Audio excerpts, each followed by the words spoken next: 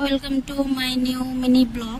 আমরা আজকে বানিয়েছি দুধ কুলি। মাত্র এই 5টি উপাদানে জল এবং লবণ একটি পাত্রে ভালো করে ফুটিয়ে তারপরে ওই পাত্রটার মধ্যে দুধটা ঢেলে দেবেন। তার মধ্যে সুজি, পরিমাণ মতন চিনি ভালো করে নাড়বেন যতক্ষণ না সুজিটি ভালোভাবে গাঢ় হয়ে যাচ্ছে। তারপরে একটি পাত্রে নামিয়ে নেবেন। তারপরে চালের গুঁড়োটাকে গোল করে তার মধ্যে খুঁটটা ভরে ভালো করে মুখটা আটকিয়ে দেবেন। আমাদের কুলি তৈরি হয়ে গেছে। তারপর একটি পাত্রের মধ্যে পরিমাণ মতন দুধ ঢেলে দেবেন।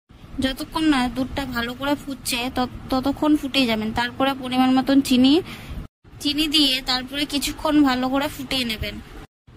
দুধটা ভালো করে ফুটে গেলে তারপরে এক এক করে কুলিগুলো যেগুলো বানিয়েছিলেন ওগুলো তৈরি হয়ে গেছে আমাদের দুধ কুলি। আপনারা বাড়িতে অবশ্যই ট্রাই করবেন এবং